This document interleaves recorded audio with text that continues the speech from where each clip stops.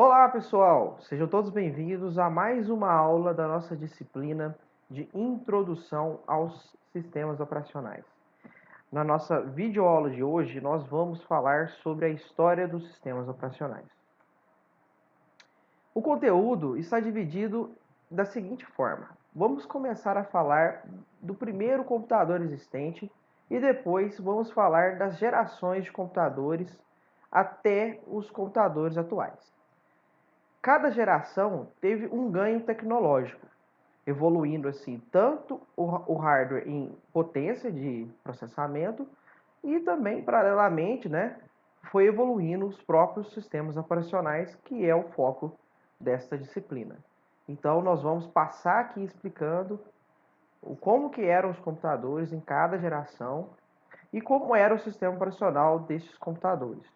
E também vamos falar como que esses sistemas operacionais foram evoluindo a cada mudança tecnológica. Então vamos começar aqui falando agora do primeiro computador. O primeiro computador foi criado pelo inglês matemático chamado Charles Babbage, entre 1792 e 1871. O primeiro computador digital, ou seja, um computador capaz de operar o sistema binário 0 e 1, ele não chegou a ser colocado em prática. Ele era um computador puramente mecânico. E a tecnologia da época era tão defasada que mesmo esse computador totalmente mecânico, ele era muito impreciso, porque as rodas e engrenagens que faziam ele funcionar, eles não tinham uma precisão muito boa, que era exigida, para o correto funcionamento deste computador. Obviamente, esse computador arcaico, esse primeiro computador, essa máquina analítica, ele não tinha um sistema operacional, tá? Mas foi a primeira vez que foi percebida a necessidade de um software para poder operar o computador, para poder operar a máquina. E um fato interessante é que esse software, foi a primeira linguagem, foi feito através da primeira linguagem de programação, que foi criada por uma mulher chamada Ada Lovelace. Essa mulher era filha de um famoso poeta inglês chamado Lord Byron. Mais para frente, depois que os computadores já estavam sendo utilizados em larga escala, uma linguagem de programação chamada Ada foi criada em homenagem a essa mulher, que foi a criadora da primeira linguagem de programação. Aqui nós temos uma foto mostrando como que era esse computador, um computador puramente mecânico, cheio de engrenagens, E ele conseguia processar dados em forma binária, de forma totalmente mecânica. E aqui a gente pode ver a foto da primeira programadora, que existiu, não só da primeira programadora, como a inventora da primeira linguagem de programação. Posteriormente veio o surgimento da eletrônica, da eletricidade, da eletrônica, e surgiu um dispositivo eletrônico chamado válvula. Esse dispositivo ele era capaz de processar, de fazer com que o sistema binário fosse processado. Então foi o primeiro computador eletrônico. Utilizavam-se então nessa geração de computadores eletrônicos, utilizava-se esse equipamento chamado válvula. E o interessante é que esses computadores antigos, eles eram muito grandes, ocupavam salas enormes, E um único grupo de pessoas, normalmente engenheiros, eles eram responsáveis por projetar, construir, programar, operar e manter essa máquina funcionando. Então, era um grupo de pessoas muito, muito, muito especializadas. Toda a programação era feita em código de máquina absoluto, ligando circuitos elétricos através de conexões de milhares de cabos e ligações para controlar as funções básicas da máquina. Ou seja, lembra muito aqueles sistemas de telefone onde o telefonista ficava pegando cabos e conectando em painéis. Então os computadores tinham grandes painéis e cabos que interligavam pontos dentro desse computador. Ainda, pessoal, não existiam linguagens de programação nesse sistema rudimentar, muito menos sistemas operacionais. E existe um filme muito interessante que eu recomendo que vocês assistam, que é o Jogo da Imitação, que fala sobre esse computador Colossus, criado por Alan Turing.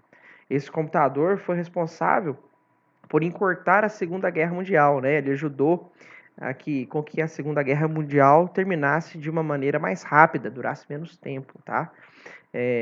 Se pensava até pouco tempo atrás que Alan Turing tinham feito esse computador só de forma teórica, né? Mas na verdade, nesse filme a gente vê que era um segredo de Estado, que realmente esse computador chegou a funcionar e ajudou muito com o término da Segunda Guerra Mundial. Nesse mesmo período, né, entre 1945 e 55, surgiu também o ENIAC, que era um computador também baseado em válvulas, desenvolvido pela Universidade da Pensilvânia, nos Estados Unidos. Como que era o funcionamento desses computadores baseados em válvulas? O programador, né, que era o engenheiro, o cara que construía, projetava e fazia tudo no computador, ele preenchia uma ficha de registros, ele configurava o painel de programação do computador através dos cabos e conexões, ou os cartões perfurados que começaram a surgir já no final dessa primeira geração. Ele aguardava o programa dele rodar, torcia para aquelas 20 mil válvulas que compunham esse equipamento não queimasse e esperava o resultado do processamento. Virtualmente, os problemas eram cálculos numéricos, matemáticos diretos e simples, como determinar senos, cossenos e logaritmos, ou calcular trajetórias de artilharia. Então, esse computador, pessoal, esses computadores, a válvula, eles chegaram, por exemplo, a servir para armamentos, né, e fazer cálculos de projéteis, e também para cálculos de seno e cosseno e cálculos matemáticos mais simples, tá? Ainda esse computador não fazia muitos cálculos complexos até esse momento. E isso vai começar a melhorar na próxima geração. Aqui nós temos uma foto mostrando, né, um desses computadores a válvulas. Como vocês podem observar, uma sala bem grande e um monte de cabos, né, todos conectados em painéis. Então, para vocês verem como que era feita a programação, né, desses programas. Uma foto aqui um pouco mais nítida, aqui do Colossus, né, e todos os seus cabos e painéis. Percebo que aqui ainda nem chegou na época dos cartões perfurados, né? Aqui tudo era feito de forma bem manual mesmo, né, conectando esses painéis. E aqui a famosa válvula, né, que era o primeiro equipamento eletrônico responsável por fazer o computador, né, entender o sistema binário, né, gerar e entender o sistema binário. Então, surgiu a segunda geração de computadores, através da evolução da eletrônica e do surgimento dos transistores, que vieram substituir as válvulas. E também houve uma evolução em software, que foi o sistema de processamento em lote, tá? Vamos falar sobre essas duas coisas aqui. Então, na segunda geração, a introdução dos transistores em meados dos anos 50 tornaram os computadores mais confiáveis. Pela primeira vez, havia uma clara separação entre projetistas, construtores, operadores, programadores e pessoal de manutenção. Isso aqui tudo era feito por uma pessoa na época dos computadores a válvula. E agora a gente há uma separação, há profissões criadas aqui para operar esses novos computadores, essa nova geração de computadores. E aqui que surge o nome o nome mainframe, né, que é os computadores de grande porte. Surgiu nesta época aqui. Os mainframes ficavam isolados em salas grandes e climatizadas. Apenas grandes corporações ou importantes agências do governo ou universidades conseguiam pagar o alto valor para tê-las. Aqui nós temos o desenho dos transistores, né, equipamentos eletrônicos bem menores, bem mais confiáveis do que as válvulas. Olha aqui que diferença que já deu, né? Aquele emaranhado de fios. Agora nós temos aqui computadores com fitas magnéticas, né, que processam cartões perfurados em salas climatizadas, ainda grandes, né, mas já um pouco menores do que os computadores da geração anterior. Mais uma fotinha aqui mostrando, né, os mainframes da época. Aqui são uma sala com IBM 7094 e 1401, que foram os computadores mais utilizados nessa geração. Vamos falar agora como que era o funcionamento desses computadores.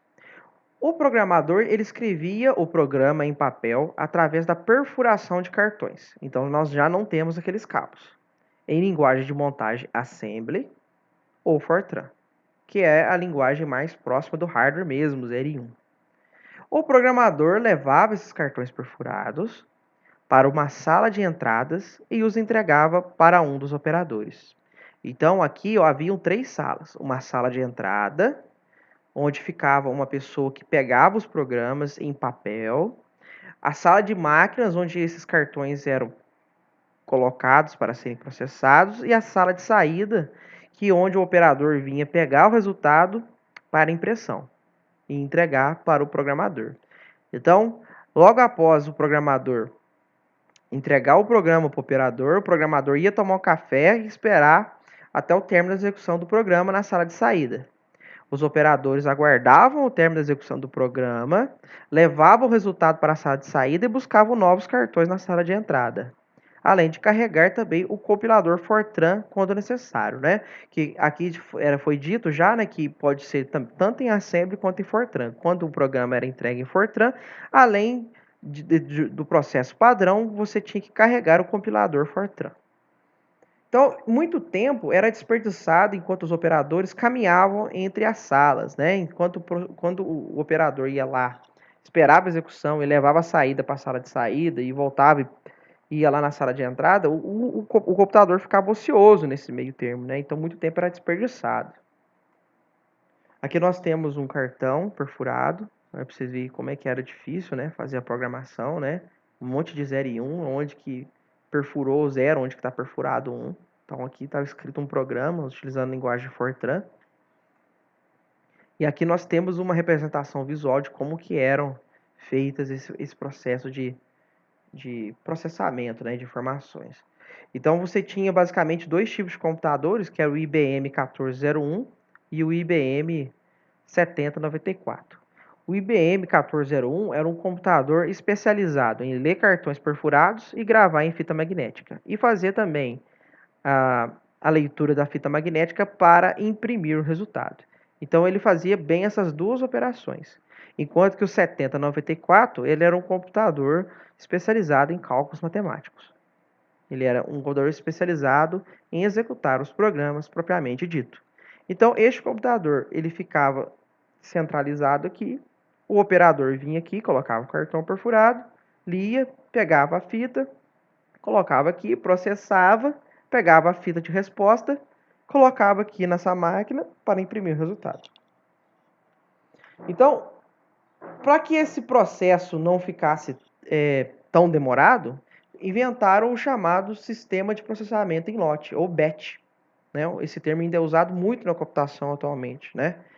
Processamento em lote nada mais é do que agrupar um conjunto de tarefas para que você mantenha o computador menos ocioso na transição dos operadores entre as salas. Então, né, o que é a ideia aqui? A ideia por trás disso era reunir um lote de tarefas na sala de entradas, um lote de tarefas, e então processá-los para uma fita magnética. E aí a fita vai transitando aqui pelos operadores entre os computadores. A ideia é manter esse computador do meio sempre em operação. Nesse tempo que eles estão transitando aqui com essa fita, esse computador continua funcionando, continua processando outras fitas. Essa que é a ideia do processamento em lote. Aqui nós temos como que eram organizados os cartões perfurados, né? Tinha um cartão inicial aqui que identificava a aplicação, o programador. Depois um cartão Fortran dizendo que o programa vai ser compilado em Fortran. Vai ser carregado em Fortran, né? O próprio programa em Fortran, um cartão de carregamento, um cartão de execução e os dados que o programa pode eventualmente utilizar e um cartão de encerramento. Esses cartões de controle primitivos foram os precursores das linguagens de controle de tarefas e interpretadores de comando, né? Então essas interfaces textuais que a gente utiliza através de comandos, elas foram inspiradas por esse sistema aqui de processamento em BET, né, em lote. Os grandes computadores da segunda geração eram usados na maior parte para cálculos científicos e de engenharia, Como vocês podem notar, em relação à geração anterior, esses computadores são mais sofisticados, têm um maior poder de processamento, né? Eles podiam resolver equações diferenciais, parciais e muitas vezes ocorrem na física e na engenharia, né? Equações diferenciais são bem mais difíceis de calcular do que seno e cosseno somente, né? Como era na geração anterior. Eles eram grandes, eles eram em grande parte programados em Fortran e em linguagem de montagem, né? Que é Assembly. E aqui, pessoal, nós já tivemos o primeiro sistema operacional, né? Que era o FMS, o Fortran Monitor System, e o IBSys, que era o sistema operacional da IBM que fazia funcionar o 7094, tá? Então você tinha o FMS, que era aquele que especializado em Fortran, e esse aqui que fazia o computador 7094 funcionar. Então aqui começou a surgir, então, na segunda geração, os sistemas operacionais. Bem simples, né? Mas que já eram responsáveis por automatizar algumas tarefas, né? Que o ser humano ali ficava isento de executar. Eu vou encerrar esse vídeo por aqui e na próxima videoaula nós vamos falar sobre a terceira geração e vamos caminhando até a quinta geração, que é a atual. Vejo vocês na segunda parte do vídeo. Tchau!